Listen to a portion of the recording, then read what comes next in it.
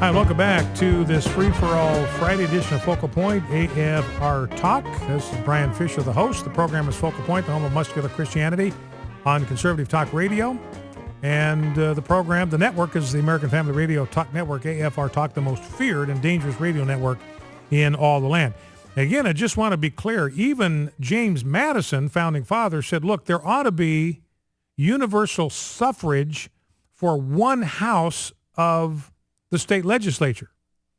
They need to be protected because the property owners, if there's no check on them, they will oppress those who do not own property. So he said we ought to have the Senate be selected by those, by universal suffrage. We ought to have the House selected by property owners so that their competing interests will balance each other, because you need checks and balances at every level. So I hope that clarifies the issue for people. And I'm not advocating that we go back to that. Never have. I just said, look, there are good reasons why, at least for some purposes, the franchise was restricted to those who owned property. Now, we talk a lot about low information voters. And one of the, sad things to me is you have these low information voters and they know almost nothing about public policy. They really don't know anything about the candidates. They don't know what's different about what the candidates believe from each other. They really don't have a coherent political worldview themselves.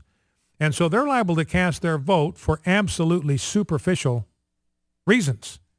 And they're correctly described as low information voters. Well, ladies and gentlemen, we not only have low information voters, we have a low information president.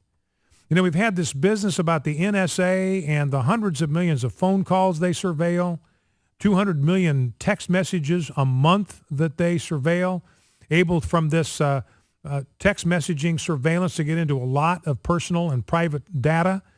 And here's a story from Truth Revolt, again talking about the fact that President Obama had no idea this was going on. Here's how the piece is entitled, Obama Aids, He Didn't Know Extent of NSA Surveillance. President Obama doesn't merely claim ignorance of the IRS's targeting of politically conservative groups or the Department of Justice's targeting of journalists. Remember, he said about both those. I found out about it when I saw it on the news, just like you did.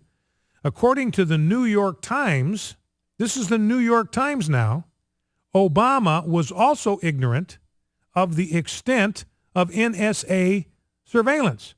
According to the Times, quote, aides said Mr. Obama was surprised to learn after leaks by Edward J. Snowden, the former National Security Agency contractor, just how far the surveillance had gone. Now you start thinking about the number of things that President Obama claims absolute, total, abysmal ignorance about. It's an astonishing list. He didn't know about the IRS targeting Tea Party groups. He didn't know about the Department of Justice snooping on journalists. He didn't know about the failures of healthcare.gov.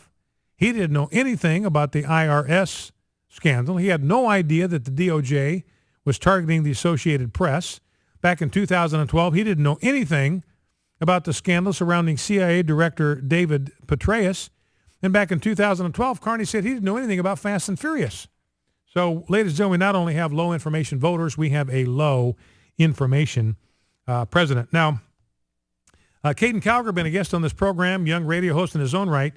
He put together a little montage. This is clip 4, Rob, of President Obama various times saying, look, not only do I not know anything, I am not going to wait for Congress to act. I mean, what you're about to listen to, ladies and gentlemen, is the voice of a dictator. This is the way a dictator speaks, not the way the leader of a constitutional republic speaks. Let's listen.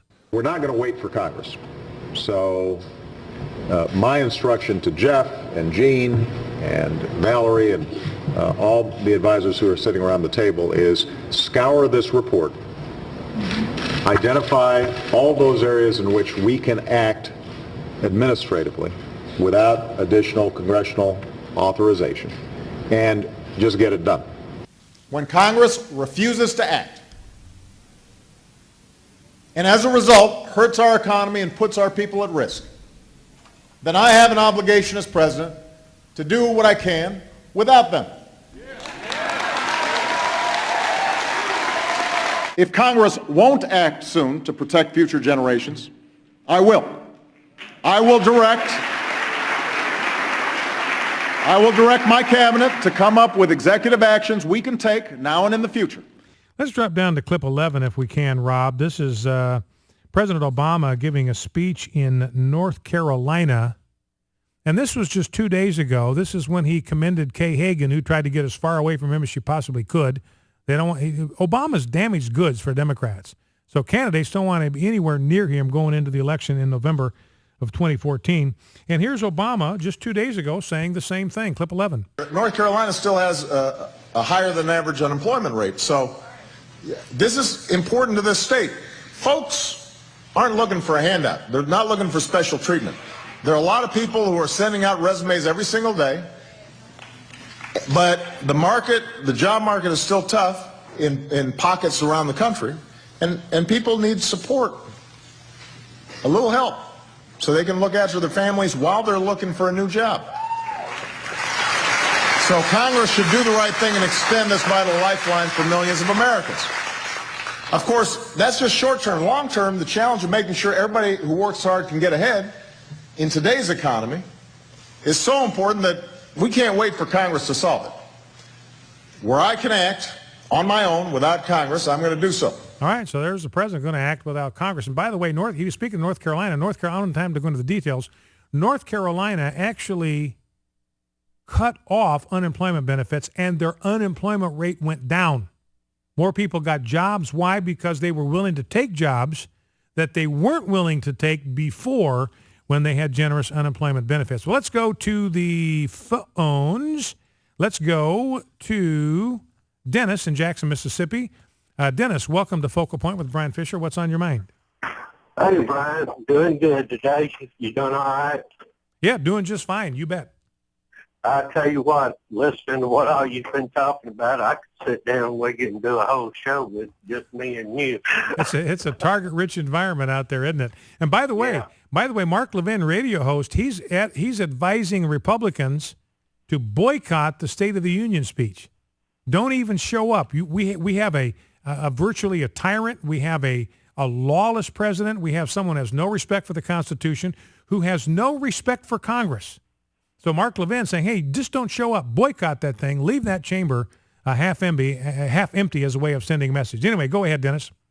Well, I just got off the phone here a little while ago. I called, I listened to part of that speech, and I listened to Kevin McCullough talk a little about it. And I got off the phone with my representative and 2 senators, and I said that they don't need to be storing any kind of records on the American people. They have no right to. Absolutely. And they need to be destroyed. They don't need to be put somewhere else. They need to be destroyed. Yeah. And I told them, I said, right now, I said, you've already got Obamacare that's killing him.